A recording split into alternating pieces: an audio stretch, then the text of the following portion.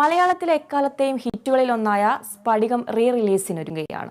ഫെബ്രുവരി 9-നാണ് cinema തിയേറ്ററിലെത്തുക. 28 വർഷങ്ങൾക്ക് ശേഷം 1.50 കോടി മുടക്കി പുതിയ സാങ്കേതിക വിദ്യയിലേക്ക് മാറ്റിയാണ് മോഹൻലാൽ ഭദ്രൻ കൂട്ടുകെട്ടിൽ ഒരുങ്ങിയ സിനിമ വീണ്ടും തിയേറ്ററിലെത്തുന്നത്. കൊല്ലൻ തോമായല്ല എനിക്ക് ആവശ്യം. എന്നെ പോലെ ലോകം അറിയുന്ന ഒരു മാത്തമാറ്റീഷ്യനാണ്. മലയാളി സിനിമ ആരാധകർക്ക് ഒരിക്കലും മറക്കാൻ സാധിക്കാത്ത കഥാപാത്രങ്ങളാണ് ആടുതോമയും ചാക്കോ മഷും. ഇന്നും ഈ സിനിമ മലയാളി സിനിമ ആരാധകർ മനസ്സിൽ കൊണ്ടു നടക്കുന്നു.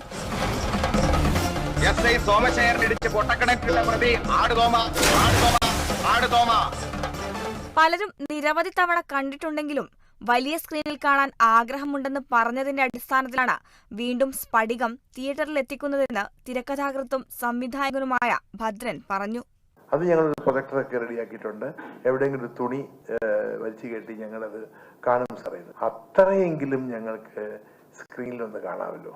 അത്ര മാത്രം എനർജൈസ് ചെയ്തിരിക്കുന്നു ഈ സിനിമയെ. ഇതൊരു ചലച്ചിത്രകാരന്റെ ജീവിതത്തിൽ ഏറ്റവും വലിയൊരു എന്താ പറയാ ഒരു സന്തോഷമല്ലേ. ഇത് ഞാൻ ചെയ്ത എത്രയോ കാലങ്ങൾക്ക് മുമ്പുള്ള ഒരു സിനിമ ഇന്നും ഇത് മനുഷ്യൻ കൊണ്ടു നടക്കുന്നു ഹൃദയത്തിൽ. സിനിമയിൽ കാര്യമായ വ്യത്യാസങ്ങൾ ഒന്നും തന്നെ വരുത്തിയിട്ടില്ല.